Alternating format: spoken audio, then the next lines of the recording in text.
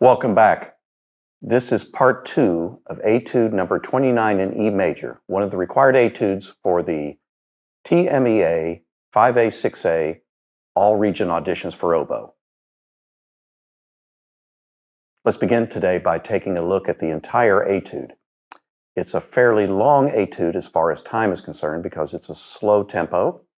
Much of it is in the key of E major, and some of it in the interior part is in the key of B major. Now let's specifically take a look at the second part of this etude.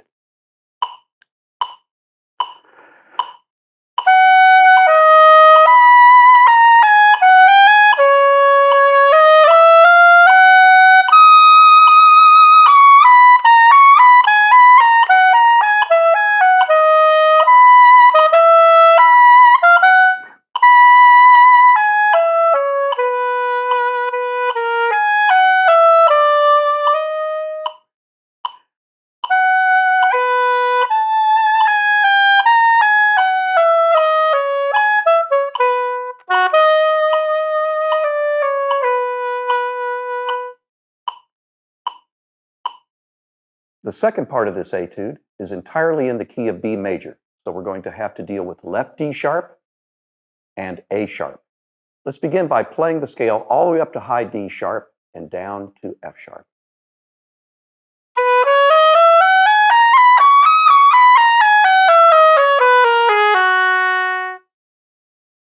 Now let's review our altissimo notes necessary for this section of the etude. We have high D sharp and high C sharp. Let's look at the fingers involved. We're using the standard fingering for high D sharp, half whole, 2 and 3, and the low B natural key, the second and third fingers of the right hand. There are no octave keys involved on this note. High C sharp, the standard fingering is second and third finger of the left hand, the first finger of the right hand, and the low C key. There are a few very unusual notes in the second part of this etude. We have E sharp coming up at the end of this line, part of a chromatic scale.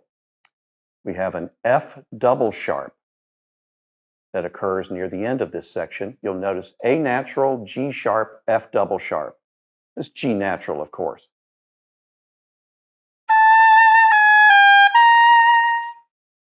And then finally, at the end of the middle line, we have a D double sharp. And that's written in there because the next note afterwards is D sharp.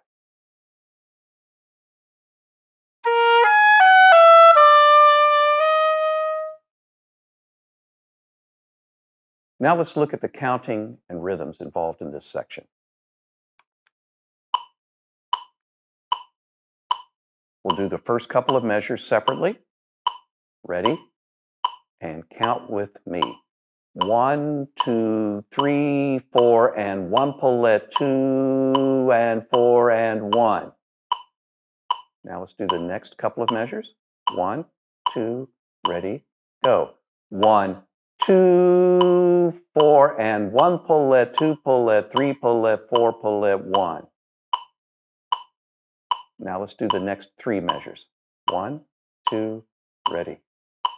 1, 2, a 3, 4, a 1, 2, and 4, and 1, and 3, and 4, and 1, 2.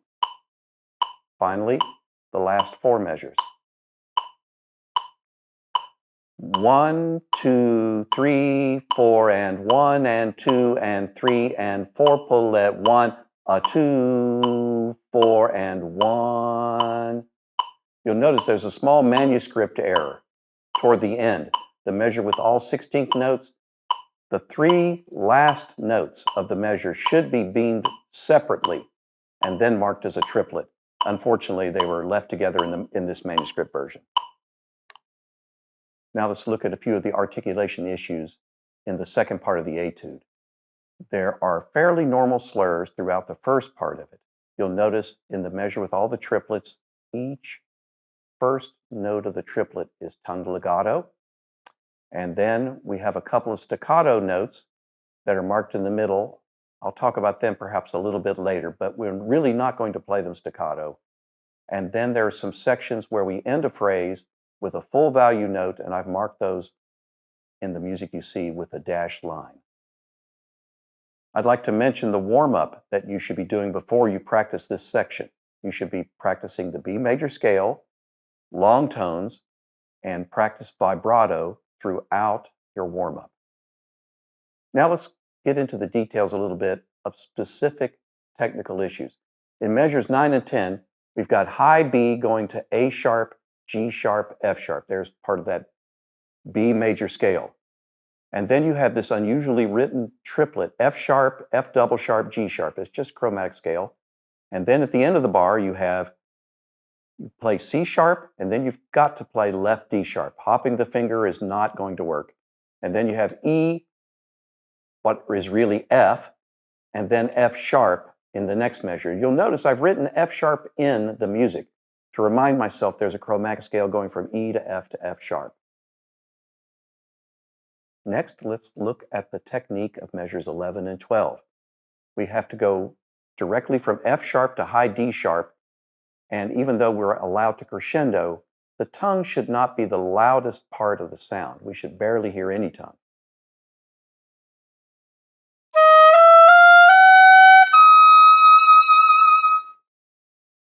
Now, measure 12 is quite difficult because of all the triplets and the accidentals involved and the key of B major.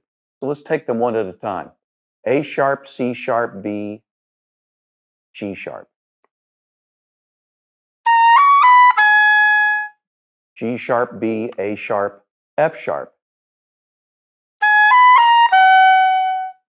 F sharp, A sharp again. You see I've even marked my music. F sharp, A sharp, G sharp, E natural. E, G sharp, F sharp, D sharp. You may be wondering why I've circled the first notes and then connected them. If we look at the first note of each triplet, it's a descending scale.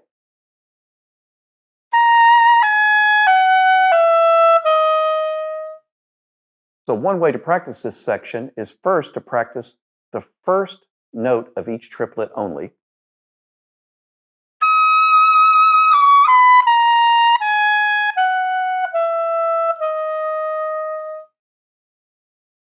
And then add notes as you feel comfortable with technique and tone quality.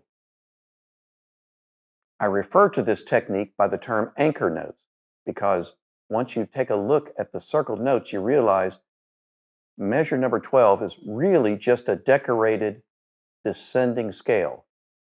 And you can go back after you practice the anchor notes separately, you can add one triplet at a time. Triple at 2, 3, 4, 1. And then add another triplet when you feel comfortable. Always work from basic to more complicated. Measures 13 and 14 are not very difficult. Just remind yourself that E sharp is really F natural, going to F sharp in the next measure. Also be aware of the fact that the high B natural has no accent on it. It's really easy to overplay it. In measures 15 and 16, we have the A sharp in the staff leaping up to G sharp, and then we have that somewhat ugly C double sharp, and you see I've marked it in my music already. The idea is there's a very quick crescendo to mezzo. It's not complicated from a rhythmic standpoint, but there's a few awkward notes in there. Finally, let's take a look at the final phrase of this section, measures 17 through 20. We have this somewhat awkward-looking A natural, G sharp, F double sharp, A sharp. And I would encourage you to practice those 4 tones separately.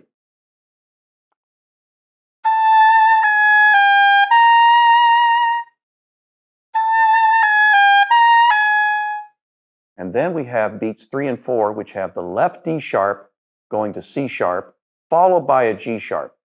Some students will feel perfectly comfortable playing G sharp on the left side. Others may decide they want to do G sharp on the right side. There really is no best practice. Play what you feel is comfortable and ask your private teacher for advice if you're not sure. At the end, we have the semi-chromatic scale at the end. D sharp, D natural, C sharp. Practice each of these little sections a few notes at a time until you ingrain good habits of technique and relaxed playing with focus on air. Now let's take a look at the phrasing involved in this second part of the etude. Unlike most of the etudes for this year's all-region auditions, this second part has a lot of dynamics already written in. I'd like to call your attention to a couple of places. You'll notice I've drawn in a crescendo and a diminuendo at the beginning to give a little bit of shape to this part of the phrase. It doesn't need to be much. Also look at the ending. You'll notice there's a diminuendo right before the end, but really the decrescendo continues to the end. So the decrescendo then is over 2 measures, something like this.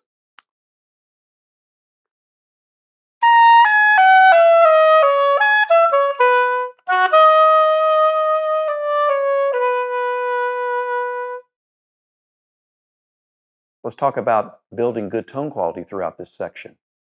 Start by playing the first note of each phrase and listening to your tone quality.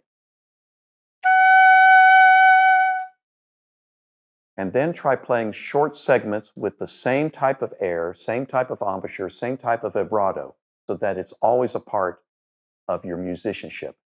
Work from small sections to larger sections at all times. Always, always chart what you practice. Write down what measures and what etudes you worked on. What tempo did you use?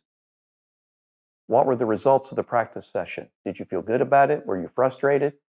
Make a note. What things do you need to work on again the next time? After weeks and a few months, you will see a great progress of your ability in working up these etudes. This is the end of part 2 for Etude 29. If I can be of any assistance to you, please contact me at the email or phone number given on this slide. Good luck, and keep working on those etudes daily.